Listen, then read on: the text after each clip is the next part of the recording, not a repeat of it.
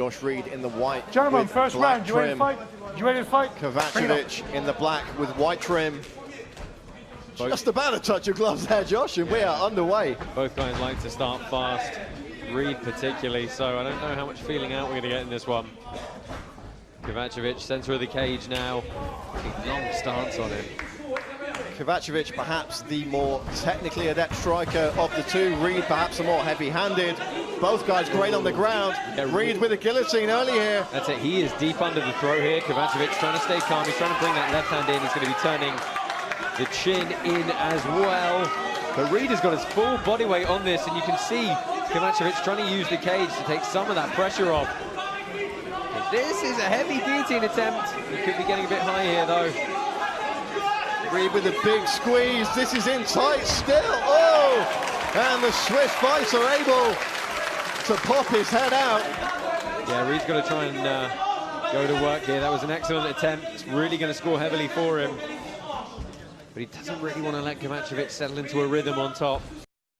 Let's talk about the timing. Toes out of the cage, Josh. Toes out of the cage. Oh, into the arm bar.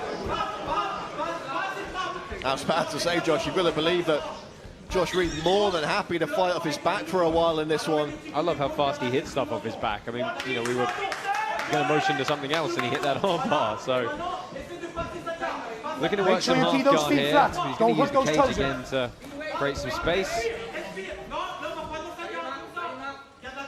And the legs of Josh Reed are going to be a real problem here for Kovacevic. But the thing is, it's very tough to win a round off your back in MMA. You know, you have to be constantly attacking. You really have to threaten some submission. Don't hook the cage with those toes. He's got an overhook triangle set up here. He's probably trying to work for on that left side. But he can't absorb too much damage like this. You would think that the tactic that Eitan Depapi used in the first of staying in this position, staying on top, probably not going to work for the Swiss fighter here with a guy dangerous on the bottom as Josh Reed. It's certainly a much harder prospect. You know, whilst Reed is not making too many attempts to actually stand back up right now, he's doing it to try and throw some sweeps and submissions in. And here he goes, looking at technical stand-up. You see how Kovacevic is going immediately to the hips. Sucks them out very nicely. Had to do that quickly, though, because you saw Reed started fishing for the neck immediately again. Reed trying to stay busy here, but with over half the round gone, it's points in the bag thus far for the man from Geneva. You know, it was interesting, Kovacevic said in that promo that he thought his fight IQ was going to be better. And, you know, particularly towards the end of this round and certainly the start of the next is where that'll tell if it stays like this. Looking to work that single hook in. Final 2 minutes of this, the first round. One more, possibly an overtime round if they need it. But Josh Reed's going to have to find a way back into this fight. Yeah, Kovacevic, good rear body lock here. He's going to try and drag him around by the hips. I don't think we're going to see him expend a lot of energy trying to really lift him off the ground. I think we're going to see him drag him down and wear that weight on him. It's the smarter thing to do for energy conservation, but good work by Reed. Great job from the Crazy Horse there, dipping out. He's got a minute 25 to get back into this one. He times that shot so well. He cut the angle nicely as well, but he's ended up in closed guard again. Worked for him so far. Reed's got to make a decision here. He's got to say, do I conserve my energy and just go hell for leather at the start of the second? Or do I try and submit him and, you know, possibly get past, possibly eat a couple of shots? He's got a tough decision to make here because he's absolutely behind on this round. Interesting to note as well, Josh, the teammate of Josh Reed, Jack Shaw, the former champion, shouting from cage side prior to that takedown for Crazy Horse to keep his chin down. He knows that Reed is fond of getting into these wild brawls, especially once he's been stung once or twice. That's exactly what we saw against Nathaniel Wood. He's trying an Ezekiel from the bottom here, no-gi Ezekiel. It's a tough kind of choke to work in with those gloves, but it's a lovely hip bump to mount, and Reed has got to go to work here. Absolutely beautiful stuff from Reed. It's fundamental jiu-jitsu. I mean, it's day one stuff, and, you know, to hit it under this kind of duress, it just shows excellent fundamentals. But I think he's got to land some damage. Yeah, he's hitting and holding here, and with just over 10 seconds, there probably isn't going to be enough time for Reed to do anything meaningful. But perhaps it's going to give Kovacevic something to think about heading into the second round. Time, Jones. I actually think that's a tougher round to score for the judges than you might think, because that guillotine at the start was very deep, and it forced a lot of defense. Well, let's take a look back at some of the action from that first round. So this was the timing on the shot, and this was great, straight under. But you see Reed immediately locked up, and you knew at this point, as soon as that left hand had to come in, this is tight. But this was quite a few seconds of really threatening choke work here from Josh Reed. You know, that's going to count towards his effective grappling mark.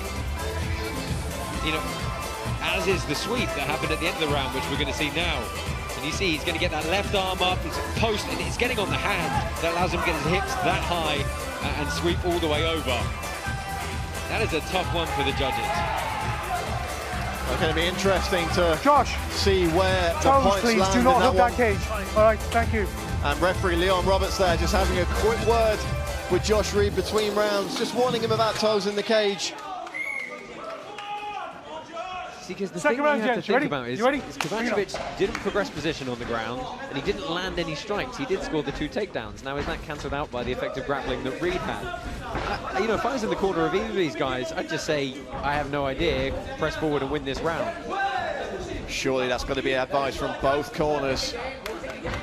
Of course, Richard Shaw in the corner of Josh Reed. He's cornered 2 Cage Warriors world champions now.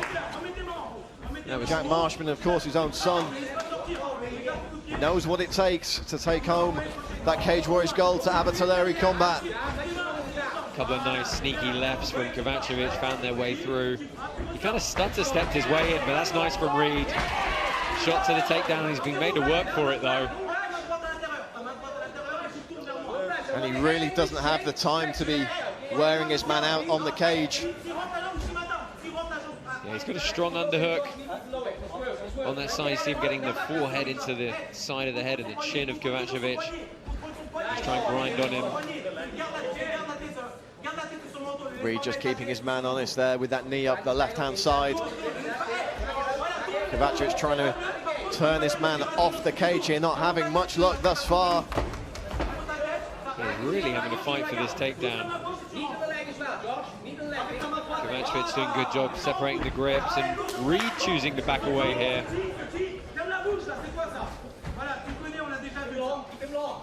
Both men flicking up those straight front kicks, looking for a way in here. Well, they're trading the same kind of takedown, which is again Reed on the guillotine, but he missed the chin on that occasion. And again, this is where it gets dangerous for him. He can't afford to sit and waste time, because with no guaranteed third round, you cannot just languish here on your back. You've got to go to work. You've got to get the hips out. You've got to start striking. Failing that, you've got to just deflect the head and stand up. So back of the head, Josh. Leon Roberts there just cautioning about shot placement around the back of the head there. Looking to pass into half guard there is the Swiss fighter. It's a classic passing sequence. Stuff the knee, step over the top. You see how he's connecting his left knee to the hip now. Might be a back step coming, or he might just stay in this position. Oh, he's going to try and bring that left leg over and connect that instep in. Retains full guard there. Does the Welshman. Reed straightening his legs there, just put a bit of pressure on the hips and hold them in place, but again, he's got to do something here. And the Welsh fans cheering their man on. Josh, as you mentioned, really is no guarantees for either fighter at this stage. We could be seeing our first overtime round of the evening. Yeah, we certainly could be. Reed's going to look for this hip bump sweep again. You see he switched his arm all the way over to the other side. Hips are coming out. I mean, there's options to attack the shoulder from here. Watch your feet in your hands, Josh. Feet and hands flat. Worth noting that Kovacevic is the biggest favourite on the card in this tournament with the bookmakers. Ever so slightly more favoured than Scott Boom Boom Malone, but is the favourite nonetheless. I mean, he is the most experienced fighter overall, has the most wins, most finishes, so understandable. It is a good workmanlike performance here, smart performance at the moment.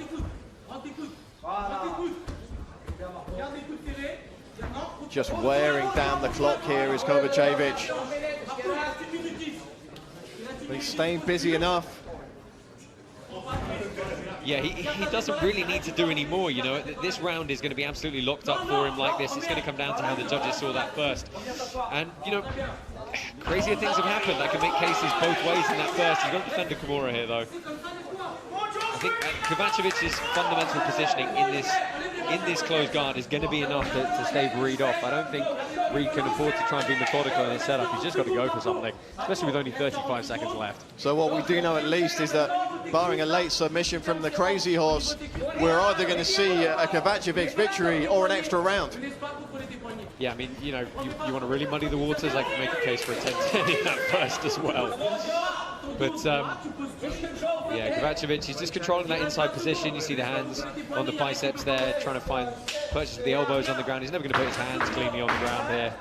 He's just going to stay inside, head on the chest, stay nice and safe. Oh, big finish from Agent 47 here. Time, team judges. Well, second round in the bag, clearly, for Marko Kovacevic. Here we go. He had the better of the stand-up as well in that second round. You know, he landed a couple of nice left hooks. We saw the lead right there a couple of moments ago. But this was really most of this bout was just good positioning in the cage. He was trying to progress, stuck in half guard. Reed would replace the guard. And there's some concerned faces in the corner of the Crazy Horse there. I don't think they're going to be holding out much hope for an extra round here. It's going to be tight. Let's see. They're conferring in the corner.